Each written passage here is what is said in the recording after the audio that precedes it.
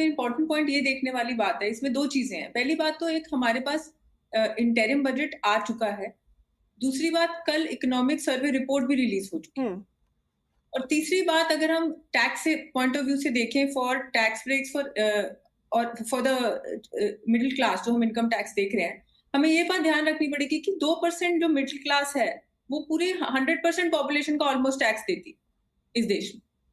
तो अगर उनको उनको जो इस स्लैब में रियायत देने की डिमांड है, वो इसलिए जरूरी है क्योंकि इसमें उम्मीद ये है कि वो टैक्स ब्रेक दी जाए ताकि हमें कल को जो डिस्पोजेबल इनकम है, जिसे हम लिक्विडिटी कहते हैं, वो बढ़ सके मिडिल क्लास के। और उस एक्सपेंस के रहते ये रहेगा कि हमारा एक्सपेंस और मार्केट में मनी का फ्लो ज्यादा बढ़ता है। बिल्कुल, और मनी का फ्लो जब बढ़ेगा, लिक्विडिटी बढ़ेगी, तो फिर मार्केट में भी उतना ही असर। बिल्कुल बिल्कुल। ठीक है। और दूसरी चीज इसमें रहेगी जो हमने इंटरिम बजट में देखा है कि टेक्नोलॉजी पे काफी जोर रहा है।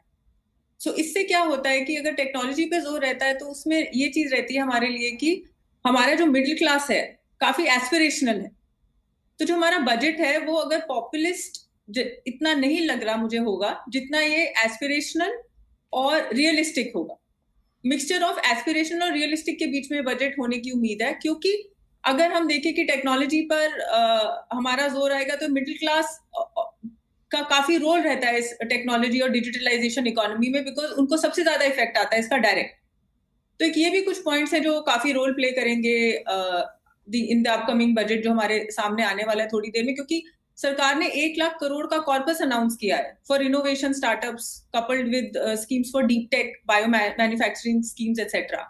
तो इस सब का अगर हम एक पूरा आंकलन करें तो ये काफी एक चीज रहेगी जो हमें काफी इम्पैक्ट करेगी हमारी इकोनॉमी में ऑन द होल।